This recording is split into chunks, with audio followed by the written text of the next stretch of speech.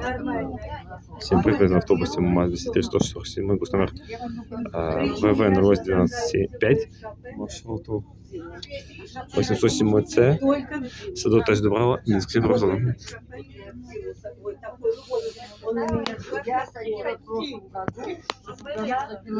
Садоводча товариства Дубрава. Наступний припинок. Садоводча товариства Журавінка Садове. Осторожно. Ура! Удачи!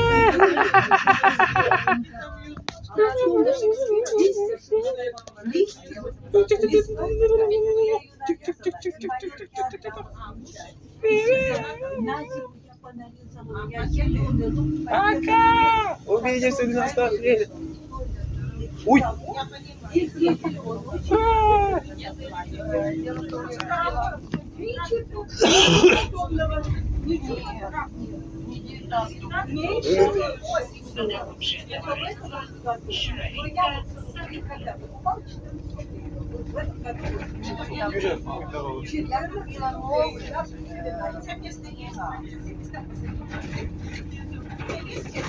Конечно, как же он там. Ну вот я же говорю,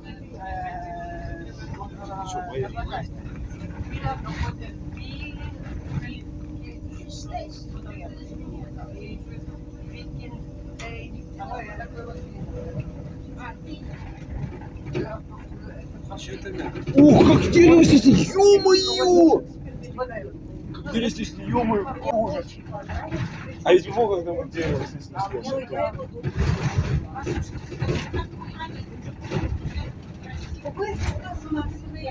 А мне все равно больше нравится Геркулес. Вот я сейчас купила Геркулес. Да, ну я почему тебе говорю, я сама покупаю. Садоводче товариство Журавінка Садове. Ну Наступний я вот только два вот эти самых Садоводче хороших. товариство Я купила Сонячне Прогрес. Громко, это все. Показал понять, показал. Да,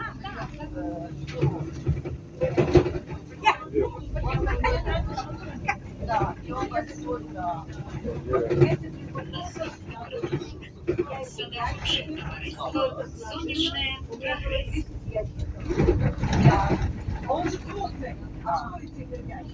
Я не Ну что ж, дамы и господа, огромное всем спасибо за просмотр.